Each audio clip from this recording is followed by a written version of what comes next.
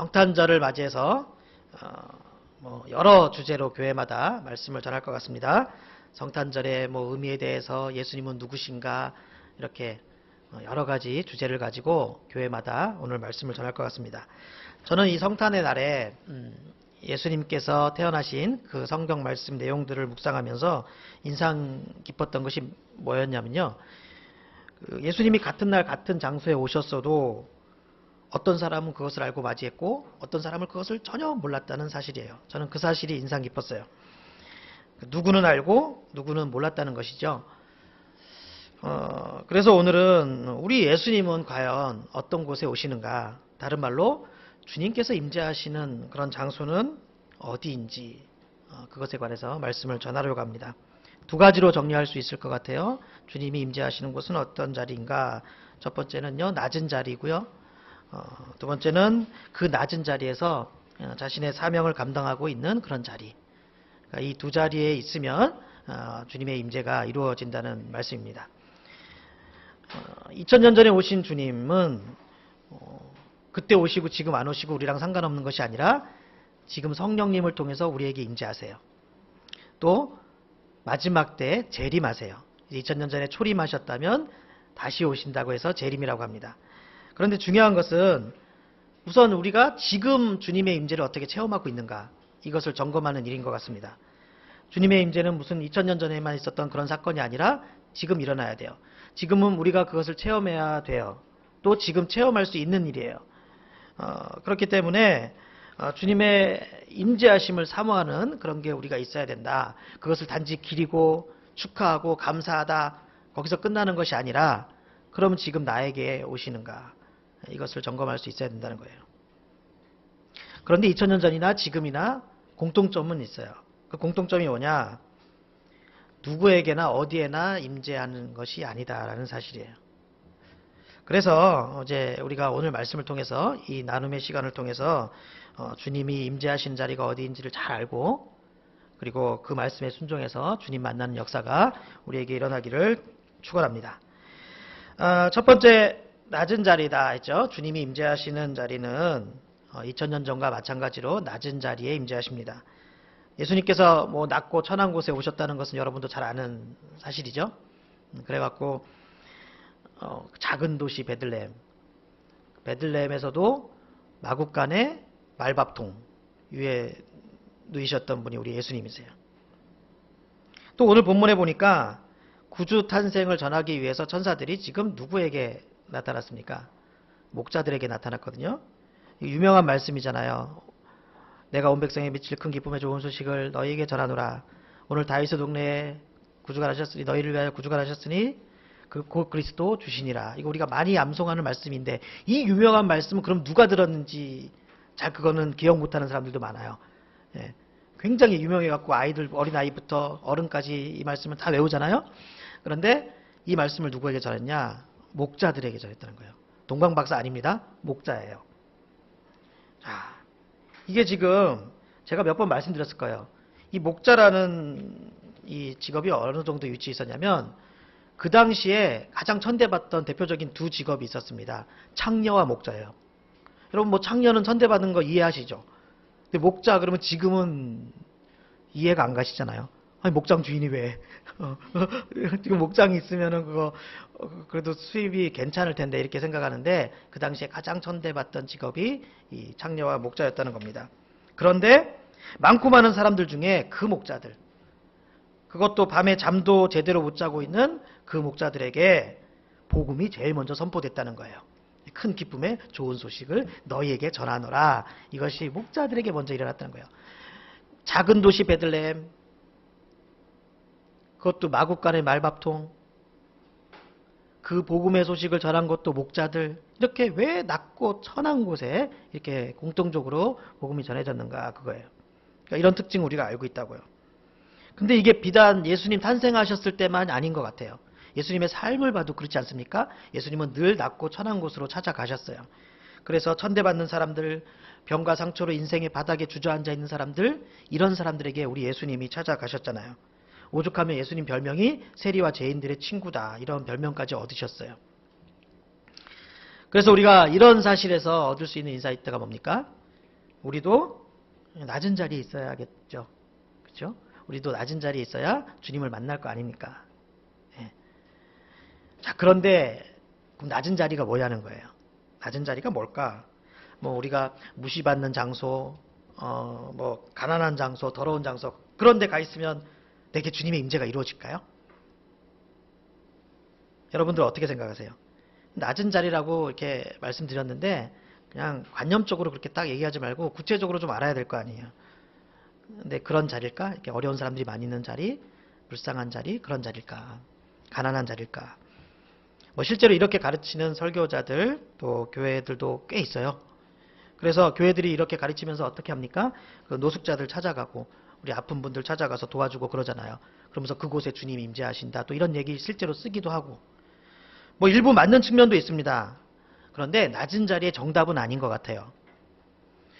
주님의 임재를 말할 때 핵심이 뭐냐면 어떤 특정한 장소가 되면 안 돼요. 물론 뭐 베들레헴, 마국간, 또 예수님 찾아가신 곳이 장소긴 하지만 우리가 초점을 거기에 맞추면 안 되고요.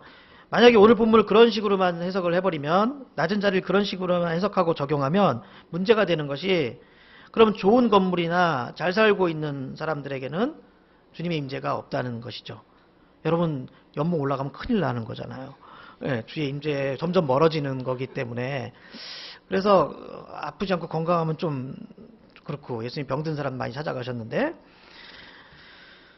그래서 주님이 낮은 모습으로 낮은 곳으로 오셨다는 것은 어떤 장소냐에 초점을 맞추기보다 어떤 사람이냐에 초점을 맞춰야 돼요.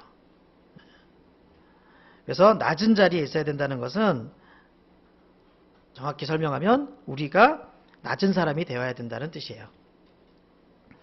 더 정확히 말씀드리면 낮은 심령이 되어야 된다는 거예요. 이 말씀의 근거가 되는 본문이 있어요. 그게 유명한 마태복음 5장 산상수훈의 3절 말씀이에요. 심령이 가난한 자는 복이 있나니, 뭐라 그래요? 천국이 그들의 것이며. 바로 이 말씀이에요. 심령이 가난한 사람들에게 천국이 임한다는 것이에요. 자, 천국이 그럼 어떤 곳입니까? 천국이 어떤 곳이에요? 여러분 천국 어떻게 설명할래요? 황금길? 수정과 같은 바다? 천국은요, 주님이 계신 곳이에요. 우리 주님이 저기 지옥에 있으면 거기가 천국이 되는 거예요. 지옥에 불 여전히 살아있어도 주님이 거기 계시면 거기가 천국이에요. 그래서 천국이라는 거는 주님이 계신 곳. 그렇다면 심령이 가난한 자들은 복이 있나니 천국이 그들의 것이며 라고 말은, 천국이 임한다라는 이 말은 주님이 임재하신다라는 말과 같은 말이에요. 어떤 사람에게? 심령이 가난한 사람에게. 심령이 가난한 사람에게 주님이 임재하신다는 뜻이에요. 낮은 자리는 심령이 가난한 사람을 얘기하는 거예요. 자, 그렇다면 이제 그런 사람이 구체적으로 어떤 사람인지 알아야겠죠. 심령이 가난한 사람은 뭔가? 이 가난하다라는 것은요, 뭐냐면 어떤 결핍 상태를 말해요. 심령이 가난한 자는 할 때 이 가난이란 이 단어는 결핍 상태, 결핍이 된 상태를 의미하는 단어예요. 근데 이렇게 결핍되면 어떤 현상이 일어나냐? 주님만 의지하게 되죠. 그리고 그 결핍된 영혼을 가지고 누구 앞으로 나가게 되냐면 주님 앞으로 나가게 돼요. 이게 결핍의 특징, 가난의 특징, 심령이 가난하다는 것의 특징이에요. 그런 사람이 심령이 가난한 사람이고, 그런 사람을 우리 주님께서 만나 주시겠다는 거예요. 근데 뭐 심령은 가난한데 주님 찾지 않고, 심령은 가난한데 주님 앞으로 나가지 않는 사람, 뭐 이건 아무 소용없어요. 심령만 가난한 거야. 그냥 계속 그렇게 가난한 거야.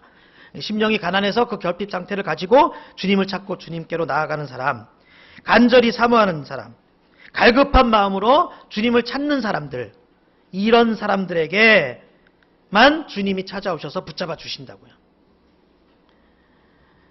그래서 심령이 가난한 사람과 반대인 사람을 설명하는 말로 가장 적절한 단어가 뭐냐면 교만이에요. 교만. 결핍을 못 느껴요. 실제로는 결핍한데요.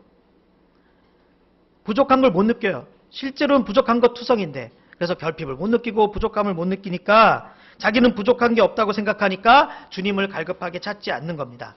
그런 걸 교만이라고 하는 거예요. 교만이 다른 게 아니라.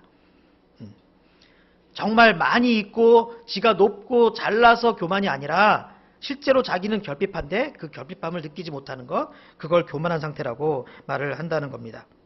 하지만 반대로 나의 결핍을 너무 잘 아니까, 나의 죄를 너무 잘 알아서 겸손하게 주님만 의지하고 내 상태가 어떤지 너무 정확히 아니까 절망스러워서 두 손 들고 주님께 살려달라고 외치는 사람들, 그래서 회개하는 사람들, 겸손하게 주님만 의지하는 사람들, 바로 그런 사람들이 낮은 사람이고 그런 사람들에게 주님의 임재가 이루어진다는 말씀입니다. 주의 역사가 일어나는 거예요.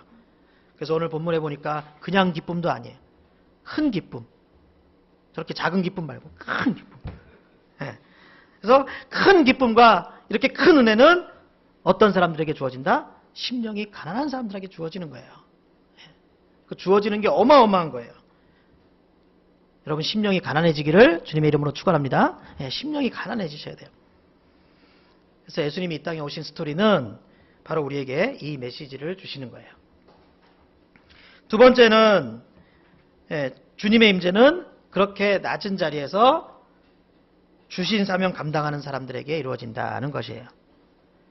여러분, 성경을 가만히 살펴보세요. 우선 누가복음만 볼까요? 누가복음에 보면 어떤 사람들이 예수님을 만났죠? 지난주에 우리 설교했던 사가랴, 엘리사벳, 예수님 만났고요. 오늘 본문에 나오는 목자들, 예수님 만났어요. 또 오늘 본문 뒤에 보면 시므온이라는 사람이 나와요.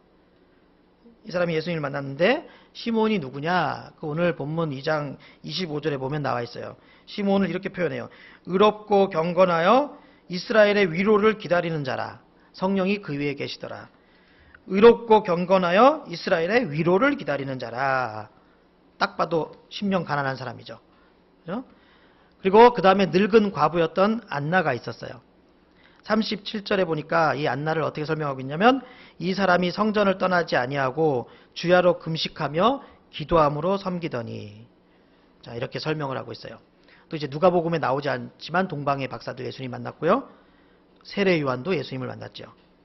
자, 이 사람들 공통점이 뭘까요? 일단 심령이 가난한 사람들이에요. 그래서 메시아를 사모하잖아요.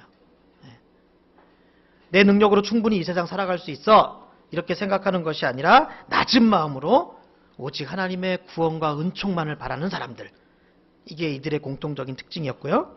그리고 또 어떤 공통점이 있었냐면 주신 사명 성실하게 감당하고 있는 사람들이었어요. 오늘 본문 말씀 8절 9절 말씀 한번 보세요. 목자들에 대해서 어떻게 설명하고 있나. 그 지역의 목자들이 밤에 밖에서 자기 양떼를 지키더니 주의 사자가 곁에 서고 주의 영광이 그들을 두루 비추매. 자, 지금 밤에 일하고 있었어요. 자기 사명 감당하고 있을 때 뭐가 임했다고요? 주의 영광이 임했다는 거예요. 동방의 박사들도 마찬가지였고요. 세례 요한도 회개하라고 선포하면서 세례 주다가 예수님 만났어요. 또 시므온은 늘 하던 대로 성전에 들어가다가 예수님 만났어요. 안나도 마찬가지예요. 성전을 떠나지 않고 금식하며 기도로 섬기다가 예수님 만났어요. 12제자들도 마찬가지였고요. 이 원리는 구약도 똑같습니다. 모세가 대표적으로 그렇죠. 모세도 얼마나 자기 사명에 충실했냐면, 모세가 그때 이제 하나님 만나기 전에 이제 목자였어요. 그 양떼를 돌보고 있었거든요. 그러다가 저쪽에 불붙은 떨기나무를 봤어요. 근데 그거 그냥 지나가도 됐거든요. 산불나고 그럴 환경이 아니었다고요. 네. 그런데 그걸 굳이 찾아가서 자기 일에 열정이 있으니까 가서 확인하다가 하나님을 만나요. 네. 뭐 다윗도 아모스도 다 그런 케이스고요. 네. 이런 케이스가 성경에 너무 많아요. 자, 그러니까 뭡니까? 주의 임재는 성실하게 자기 사명 감당하는 사람들에게 이루어진다는 거예요. 게으르고 사명 팽개치는 사람들에게는 임재 역사가 일어나지 않는다는 말씀이에요. 자, 그런데 이 자기 자리 지키고 성실하게 사명 감당한다는 것이 쉬운 일은 아니지요. 만만치 않은 일입니다. 오늘 본문의 목자들이나 뭐 시므온, 안나, 세례 요한 보더라도 이게 얼마나 만만치 않은 일인지 우리가 충분히 짐작할 수 있지 않습니까? 그런데 어떻게 그렇게 할 수 있었는가, 그거예요. 뭐 그냥 우리는 성실하게 자기 자리 지키고 묵묵히 사명 감당하는 게 쉽다고 생각하지만 그게 쉬운 게 아닌데, 어떻게 그들이 그렇게 할 수 있었는가? 가난한 심령이라서 그래요. 그것이 가능했던 게. 그러니까 이게 연결이 돼 있는 거예요. 별개로 떨어져 있는 게 아니라. 우리 영혼이 가난하면 자기 죄를 회개하게 돼요. 그리고 주를 긍휼히 사모하게 되죠. 결국 그것이 사명의 자리에 서 있게 하는 원동력이 되는 거예요. 가난한 심령이. 가난한 심령이기 때문에 그렇게 기다릴 수 있고 자기 사명에서 주를 사모하는 마음으로 버틸 수 있었던 거예요. 주의 은혜를 기다리면서 버틸 수 있었던 거예요. 저는 오늘 성탄 감사 예배를 통해서 우리 보드미들이 이 귀한 진리를 깨달았으면 좋겠습니다. 그래서 단지 2000년 전에 그 예수님 오셨다는 그 사실 기념하는 것에 그치지 않고 그 예수님이 오늘 나에게 임재하시고 그 예수님과 동고동락하는 이제 그런 삶의 터닝 포인트가 되는 오늘 성탄 예배가 되었으면 좋겠습니다. 그래서 가난한 심령으로 성실하게 주의 사명에 충실하다가 주의 임재의 역사를 체험하시는 저와 여러분들이 되시기를 주님의 이름으로 축원합니다.